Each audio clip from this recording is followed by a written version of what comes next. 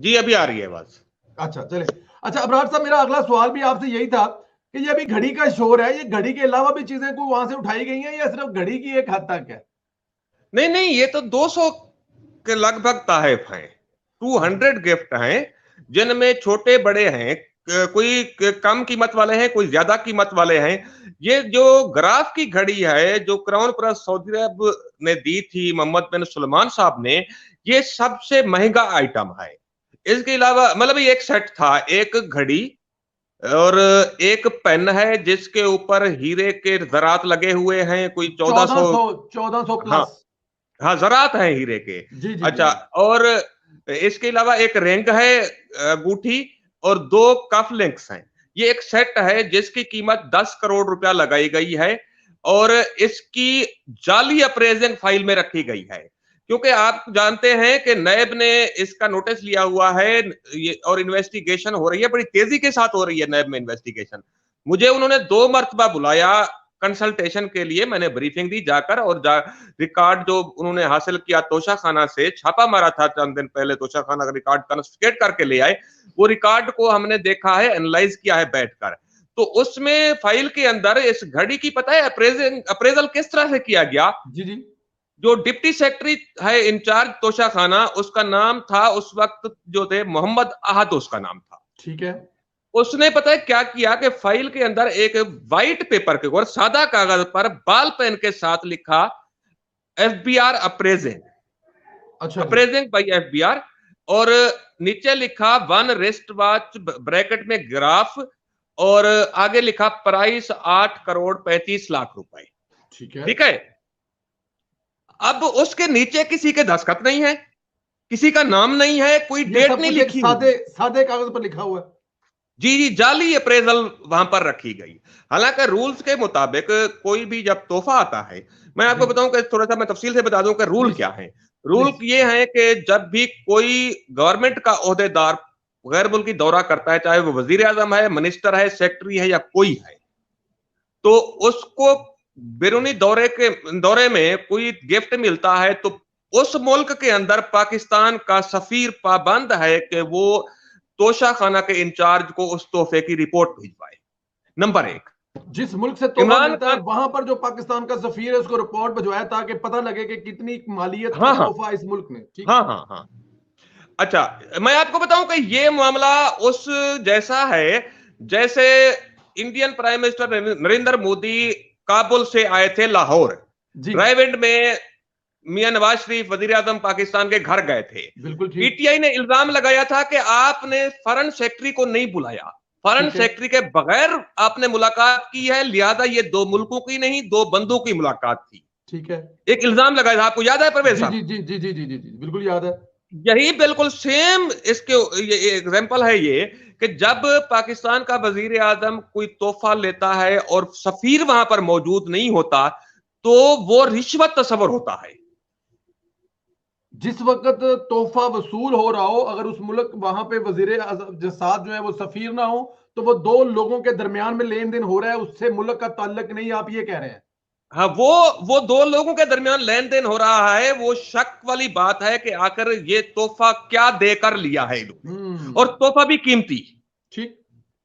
ठीक है, करोड़ों अरबों रुपए मालियत हो जिसकी, जी जी जी। मिलियन ऑफ डॉलर का तोहफा हो, तो कोई ऐसे दे देता है क्या? अगर ये दो मुल्कों के दरमियान है तो सफीर तो पहला हक बनता है, सफीर को तो सबसे पहले मौजूद होना चाहिए, क्योंकि वो दौरा करवा भी सफीर रहा होता है ना हमारा। जी जी जी जी बिल्कुल डैड तो। कि जहां जहां पर भी हमारा प्राइम मिनिस्टर जाता है, एयरपोर्ट पर सबसे आगे हमारा सफीर खड़ा होता है। बिल्कुल ठीक। और जो जो भी मीटिंग अरेंज होती हैं उसमें फोकल पर्सन हमारा सफीर होता है वहां पर। बिल्कुल ठीक। जब वो सफीर नहीं होगा, सफीर से चोरी आप तोहफा ले रहे हैं, तो इसका मतलब है कि इसमें गड़बड़ है। नंबर एक बिल्कुल ये बात है। नंबर दो ये है कि जब वो तोहफा पाकिस्तान में आ जाए तो सबसे पहले तोशा खाना में पेश होगा। ठीक। मगर इमरान खान हर तोहफा एयरपोर्ट से अपने घर ले गए, तोशा खाना वालों को उसकी शक्ल नहीं दिखाई। अच्छा ये भी आप बता रहे हैं कि जो तोहफे दूसरे मुल्कों से लेकर आते थे इमरान खान साहब, वो डायरेक्ट अपने घर ले जाते थे बनी गाला में, वो तोशा खाना में जाते ही नहीं थे? तोशाखाना वालों ने उनकी शक्ल नहीं देखी है, तोशाखाना में उनकी स्पेसिफिकेशन डिस्क्रिप्शन अवेलेबल नहीं है। नंबर दो ये हो गया, ये मतलब एक इलेगलिटीज का पूरा पैकेज है, जब मैं कंप्लीट करूंगा तो क्लियर हो जाएगी बात जी। अच्छा, अब तीसरी बात यह है कि उस गिफ्ट की एक अप्रेजल होनी है, प्राइस एवेल्युएशन होनी है। उसमें rules, Toshakhana rules of procedure office memorandum ये कहता है कि तोशाखाने का इंचार्ज जो डिप्टी सेक्रेटरी होता है वो खत लिखकर एफबीआर से एक अप्रेजर बुलवाएगा और एक ओपन मार्केट से अप्रेजर बुलवाएगा 15 दिन के अंदर, ज्यादा डिले नहीं कर सकता वो। अच्छा, वो दोनों आकर उसकी अप्रेजमेंट करेंगे, उसकी का एग्जामिनेशन की जरूरत होगी तो एग्जामिनेशन करेंगे, और बाकायदा एक प्रिंटेड फॉर्म में अप्रेजल शीट होती है, उसके ऊपर तोहफे में मौजूद तमाम इंग्रेडिएंट्स का अलग-अलग असेसमेंट होगी, उनकी वेटेज वगैरह की और उनकी प्राइस की। फिर एक कैलकुलेशन के साथ एक सम प्राइस निकाली जाएगी और उस जो प्राइस वो डिटरमाइन करेंगे, जो अप्रेजिंग होगी उसका 20% वो रेसिपिएंट अदा करेगा। ये है रूल। लेकिन मैंने आपको बताया कि सिर्फ 3 तहफ, एक ग्राफ की घड़ी और एक रोलेक्स, 2 रोलेक्स की घड़ियां, इनकी फाइल में जो अप्रेजल रखा गया वो व्हाइट पेपर के ऊपर हाथ से लिखा हुआ है, किसी के नीचे दस्तखत नहीं है, किसी का नाम नहीं है। बाकी तहफ की कोई अप्रेजल जाली भी नहीं रखी गई है फाइल में। अच्छा, इन 3 की रखी गई है जाली माली जैसी है, बाकी किसी की रखी नहीं गई, बाकी किसी की नहीं रखी गई है। अरे वाह। अच्छा, इसमें 50 से ज्यादा ऐसे तोहफे हैं जो रूल्स कहते हैं ना 30,000 रुपए से कम कीमत हो तो वो फ्री में ले जा सकते हैं। 50 से ज्यादा ऐसे तोहफे हैं जिनकी कीमत डिटरमिन की 30,000 रुपए से कम, और वो इमरान खान फ्री में ले गया। अच्छा, डिटरमिन कैसे की डिप्टी सेक्रेटरी ने? आंखें बंद करके कागज पर लिख दिया ये इतने का है, क्योंकि अप्रेजल तो हुआ नहीं है। अच्छा, ये तीसरा पॉइंट हो गया कि उनकी कीमत, मेरी जो सोर्सेज हैं उनके मुताबिक अगर कोई तोहफा 1 करोड़ रुपए का है तो उसकी कीमत 15 या 16 लाख रुपए असेस की गई डिप्टी सेक्रेटरी की जानिब से, उसने आंखें बंद करके।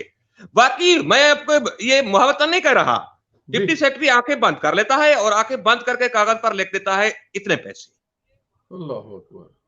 अच्छा, 1 करोड़ के तोहफे की 15 या 16 लाख रुपए कीमत मुकर्रर की गई और उसका 20% जमा हुआ सरकारी खजाने में।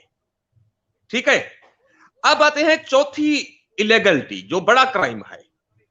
वो ये है कि जो मेरा 5वां सवाल था कि किस अकाउंट से ट्रांजैक्शन हुई है, तो मैं जिम्मेदारी से कहता हूं, मैं 2 टीवी चैनलों पर कह चुका हूं ये बात। मैं इमरान खान साहब को चैलेंज नहीं करता, मैं इमरान खान साहब आपको रिक्वेस्ट करता हूं कि अगर मेरी बात गलत हो तो मुझे सजा दिलवाइएगा कि किसी एक भी तोहफे की जो वो मामूली कीमत अंडर प्राइसिंग के साथ 20% जो थी वो इमरान खान के जाती अकाउंट से पे नहीं हुए। बिल्कुल ठीक है, एक अकाउंट का भी आप इस पे चैलेंज नहीं कर रहे, रिक्वेस्ट कर रहे हैं कि सजा दिलाएं। अगर मैं मुझे जरा राणा साहब जरा ये भी बताइएगा कि ये इतने तोहफे तो इमरान खान साहब ले गए, तो लेकिन यहाँ पे तो दूसरे वजीरों के नाम भी आ रहे हैं कि वो वजीर भी लेके जाते रहे हैं, तो सारा कुछ इमरान खान ले गए तो वजीरों के हाथे में क्या आया? तो ये बात कोई है? वो मैं आपको बताता हूं, लेकिन आखिरी पॉइंट रह गया है। जी जी, वो कंप्लीट हो जाए तो आपके सामने ये आईने की तरह आ जाता है। Please please please. कि वो जो पैसे पे हुए हैं मामूली से, वो इमरान खान की एटीएम्स ने पे किए हैं, उनके अकाउंट से पे हुए हैं। ठीक है ना? इमरान खान ने डायरेक्ट अपने अकाउंट से पैसे वो पेड नहीं किए और दूसरों के अकाउंट से हुए हैं। असल में कहानी ये है कि वो तोहफा रिटेन होने से पहले बिक किया था। अच्छा, ये किया गया, ये कारोबार किया गया, पार्टनर बनाया गया। ये जी जुल्फी बुखारी साहब, ये 4 तोहफे जो हैं इनकी आप अंडर प्राइसिंग के साथ जो असेसमेंट है उसका 20% जमा करवा दें, फिर इनको आप बेचेंगे, जो ऊपर वाले पैसे हैं वो 50-50 होंगे। वाह। ये बात जो आखिरी है ना, मैं पूछता हूं, जिस तरह वो एतजाज एहसन साहब की एक नज़म थी अदलिया तहरीक के दौरान के लोगों, दुनिया की तारीख में कौन सा मुनसिफ गिरफ्तार हुआ है, मैं यही पूछता हूं कि लोगों ये बताओ कि दुनिया की तारीख में कौन सा वजीर आजम है जिसने तोहफे बेचे हों? आज तक किसी ने तोहफे बेचे हैं? इसने बाजार में बोली लगवाई। जो छोटे बड़े तोहफे तो मतलब ग्राफ की घड़ी दुबई बेची गई, रोलेक्स की घड़ियां भी बड़ी जगहों पर बेची गई, लेकिन जो छोटे छोटे तोहफे थे वो एक अल्ताफ नाम का, ये वो जो ओन चौधरी है जिनका सेक्रेटरी था, वो उसने टीवी के ऊपर बताया कि अल्ताफ नाम का एक मुलाजिम था जो सेंटोरियस में ले जाकर बेचता था शॉपिंग मॉल में। तो ये कौन सा वजीर आजम है दुनिया का जिसने तोहफे बेचे हैं? आपके सवाल बिल्कुल जायज है कि जो साबका हुक्मरान गुजरे हैं, वो चाहे पीपल पार्टी के हों, चाहे नून लीग के हों, चाहे कोई और, बिल्कुल ठीक, तोहफे उनको भी मिलते रहे, लेकिन हो सकता है उन्होंने सस्ते लिए हों, उन्होंने भी हो सकता है सस्ते लिए हों, लेकिन उन्होंने तोहफे बेचे नहीं है। परवेज साहब, मैंने जो रूल है तोशाखाना के, रूल बनाने के लिए एक होती है एग्जेक्टिव समरी, उसकी मैंने कॉपी निकलवाई, ठीक, बड़ी कोशिश के बाद मैंने देखा कि ये रिटेन होता क्या है। आज जरा आपके दादरीन पाल के दुनिया भर के अंदर मौजूद पाकिस्तानियों को पता चलेगा कि रिटेन क्या होता है। ठीक, मैंने इसमें काफी जो है ना रिसर्च की, रातों को जाग जाग कर इस मामले को देखा है। ये 4 टर्मिनोलॉजी आमतौर पर गवर्नमेंट में यूज होती हैं और चारों टर्मिनोलॉजी के अगेंस्ट अलग अलग कवानीन है। एक है इक्वायर, ठीक, एक है प्रोक्योरमेंट, एक है बाइंग, एक है परचेजिंग और 5वीं है रिटेन। इनके अगेंस्ट अलग अलग कवानीन लागू होते हैं। मिसाल के तौर पर इक्वायर है, इक्वायर वो होती है कि गवर्नमेंट ऑफ पाकिस्तान या कोई भी सूबाई गवर्नमेंट जब कोई प्रोजेक्ट बनाती है, मिसाल के तौर पर सड़क बनाई है, पुल बनाया या हॉस्पिटल, कॉलेज, यूनिवर्सिटी, तो जमीन जो वो लेते हैं, जमीन गवर्नमेंट की नहीं है, प्राइवेट लोगों की है, तो सेक्शन 4 है, वो लगाकर इक्वायर की जाती है जमीन। अच्छा, इक्वायर जो है वो फॉर स्पेसिफिक